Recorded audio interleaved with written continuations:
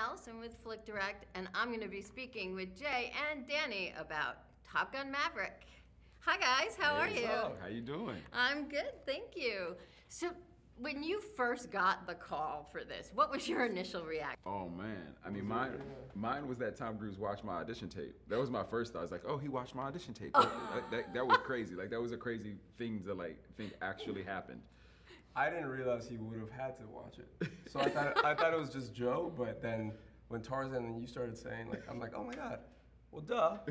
Let's sign off on every part. But yeah, it was an unreal experience. I was in Iowa filming a small indie, so then to get the call for this was just crazy. Yeah, it was really amazing. I think I remember I was driving down the 405. I was driving down the highway in Los Angeles when I got the phone call, and I literally pulled over because I was so excited. Yeah. Did you feel any pressure, because obviously the first one was so iconic, and there was a lot of expectations for this one? I personally didn't feel as much pressure because I wasn't alive during the first one. So no, but it was in seeing. Make me feel old. No. Everybody in the room, to be honest, 'cause everyone in the room just looked up like, oh my God. No. This is where I was gonna take it. That it was in seeing and how important the first one was to Tom and how he was on set every single day, paying attention to every single detail, giving us the confidence to go up in the F-18s and not just do the bare minimum and just get the shots, but rather be able to have creative choices and really get to act up there instead of just trying to play exactly what the little bit would be. So I think seeing the weight that he carried and how important he felt this was for him and for everyone, I think that took the pressure off me. And honestly, at that point, it was just like, all right, we're a team. This is a team, and we developed into a squadron for real, and it was an amazing experience. That pressure was just we already kind of knew that it was going to be one of a kind, just because no one's ever filmed in an F-18. Yeah.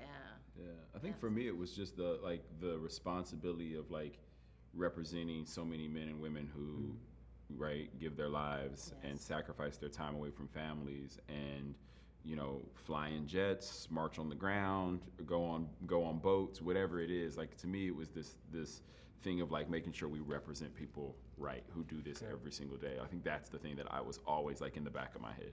How do you describe training, and would you do it again? Training was insane. It felt like we were training for the Olympics. We actually trained with the open water Olympic swim coach for a little bit for this swim test that we had to take to be able to get into the back of the F-18s. Part was He was teaching people how to do just a freestyle stroke. So he's he usually trains with people that are just way better than us. And Tarzan. And he's got us. Tarzan didn't know how to swim. Yeah, at all. Really? And now he can literally swim. Wow. Which is amazing. Legitimately swim, in a really well. Training was crazy. I mean, we did 45 hours of flight training. We swam 3 days a week for a couple of months as we prepared for this test. But it was all, Tom really created this program for us that was step by step, really to help us build endurance, to get us to understand flights, not just at a basic level, but we were communicating with tower, we were taking off and landing, we were in the air doing all these aerobatics. And so the training, I will say, it prepared us. The minute you step in that F-18, I think once, obviously there's all this magic around being in this amazing aircraft, but we all immediately knew what we were doing.